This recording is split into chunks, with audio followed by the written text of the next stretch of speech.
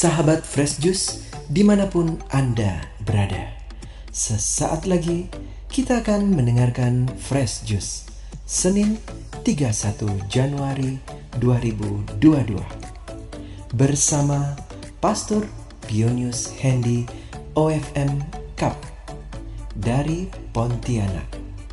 Selamat mendengarkan.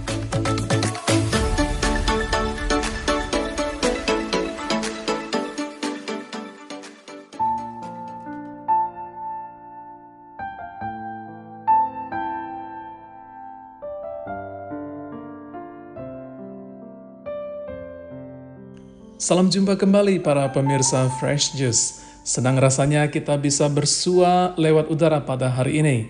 Bersama saya, Pastor Pio, langsung dari Pontianak, Kalimantan Barat. Saya ingin mengajak teman-teman semua untuk belajar dari keteladanan hidup Santo Yohanes Bosco yang kita peringati hari ini. Seraya merefleksikan hidup kita seturut sabda Allah yang pada hari ini diambil dari Injil Markus bab 5 ayat 1 sampai dengan 20. Marilah kita dengar dan refleksikan bersama. Sekali peristiwa, sampailah Yesus dan murid-muridnya di seberang Danau Galilea, di daerah orang Gerasa. Baru saja Yesus turun dari perahu, datanglah kepadanya seorang yang kerasukan roh jahat dari pekuburan. Orang itu diam di sana, dan tidak ada lagi yang sanggup mengikatnya dengan rantai sekalipun. Sudah sering ia dibelenggu dan dirantai, tetapi rantainya diputuskannya dan belenggu itu dimusnahkannya, sehingga tidak ada seorang pun yang cukup kuat untuk menjinakkannya. Siang malam ia berkeliaran di pekuburan dan di bukit-bukit sambil berteriak-teriak dan memukuli diri dengan batu. Ketika melihat Yesus dari jauh, berlarilah ia mendapatkannya.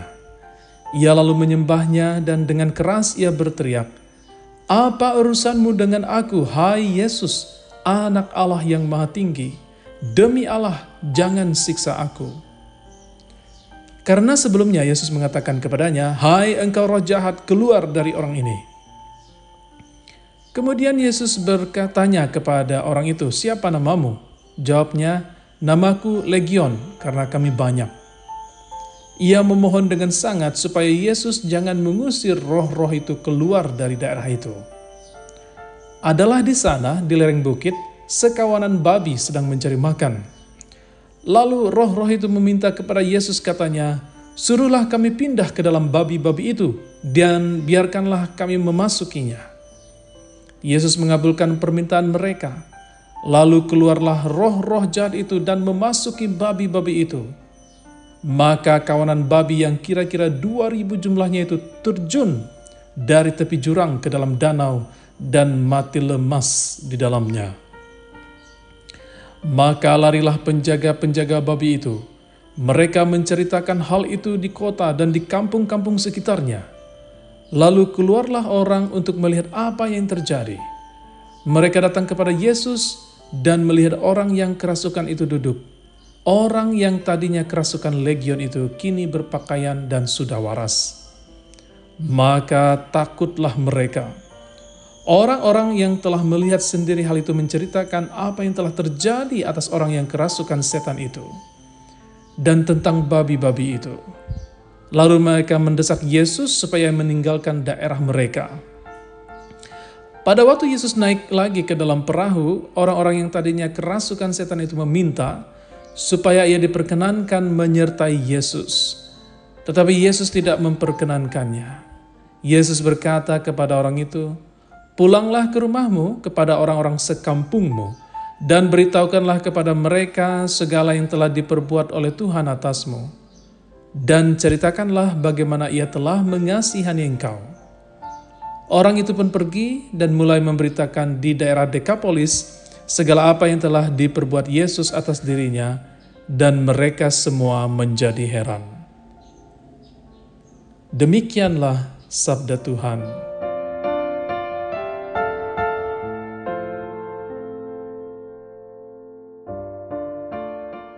Saudara-saudari yang terkasih di dalam Tuhan, hari ini kita memperingati Santo Yohanes Bosco. Santo Yohanes Bosco merupakan pribadi yang bekerja keras untuk menghidupkan gereja pada zamannya. Fokus utamanya adalah untuk mengembangkan dan memberdayakan kaum muda supaya bisa bertumbuh dewasa dalam segala dimensi kehidupan. Dia menunjukkan bahwa kemiskinan keluarga bukanlah faktor penghalang bagi gereja yang hidup, sebab di mana ada tekad baja untuk berubah dan berbuah, di situ selalu ada jalan kesuksesan yang terbuka. Oleh karena itu, melalui keahliannya dalam sulap, Yohanes Bosco mewartakan Kristus dan gerejanya bagi para kaula muda. Kemampuan bersulap dijadikannya sebagai medium untuk berkontak dengan orang-orang muda. Mengapa Yohanes Bosco begitu getol dengan pengembangan kaum muda? Karena baginya, kaula muda bukan hanya masa depan gereja, tetapi juga masa sekarang gereja. Dia sebenarnya sedang berinvestasi demi keunggulan gereja pada zamannya dan kehidupan gereja setelah kepergiannya. Nah, mindset untuk selalu menjadi pembawa kehidupan dimanapun kita berada merupakan prinsip yang sederhana namun kiranya ini bisa berskala global. Sebab jika prinsip menjadi pembawa kehidupan, menjadi motor penggerak dalam seluruh aktivitas kita, niscaya karya kita tidak pertama-tama ditentukan oleh batas-batas wilayah ataupun imbalan jasa yang akan diterima, melainkan oleh hati yang mencintai sang hidup itu sendiri. Dalam bacaan Injil hari ini, Yesus mengusir roh-roh jahat yang menamai diri mereka legion. Mereka berteriak, "Apa urusanmu dengan aku, hai Yesus, anak Allah yang maha tinggi? Demi Allah, jangan siksa aku." Di sini kita bisa melihat bahwa roh-roh jahat tidak pernah sanggup bertahan di hadapan Yesus, Sang Putra Allah. Maka dengan kata-kata penuh kuasa, Tuhan Yesus mengusir roh-roh jahat dari orang itu. Nah, di sini Tuhan Yesus menyembuhkan dan menganugerahkan kehidupan baru bagi orang itu. Tuhan Yesus menjadi pembawa kehidupan bagi pribadi tersebut. Jika dilihat dari konteks geografinya, peristiwa eksorsisme itu terjadi di Gerasa, yang merupakan wilayah orang-orang non-Yahudi, tempat di mana orang-orang kafir bermukim. Demikian pandangan bangsa Yahudi pada waktu itu. Tuhan Yesus jelas mengetahui realitas tersebut. Namun dalam melaksanakan misinya, Yesus tidak mau dibatasi oleh sekat-sekat yang dibuat oleh tangan manusia. Sebagai putra Allah dan gembala agung, hatinya dipenuhi dengan belas kasih. Dia mau mencari dombanya yang tersesat dan terluka, membopongnya di atas bahunya, dan menyembuhkannya. Dia adalah pribadi yang membawa kehidupan.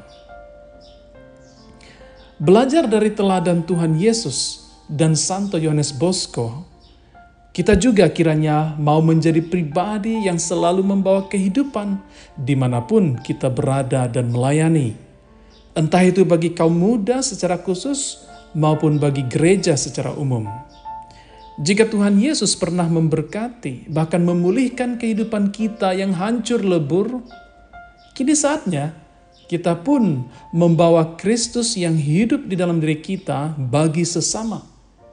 Semoga dengan demikian, kita pun bisa menjadi pribadi-pribadi yang sanggup menghidupkan gereja dan dunia. Semoga demikian adanya. Amin.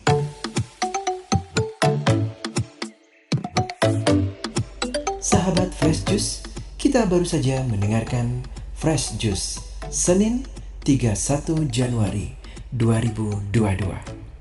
Terima kasih kepada Pastor Pionius Hendy untuk renungannya pada hari ini. Sampai berjumpa kembali dalam Fresh Juice edisi selanjutnya. Jaga kesehatan, dan salam Fresh Juice.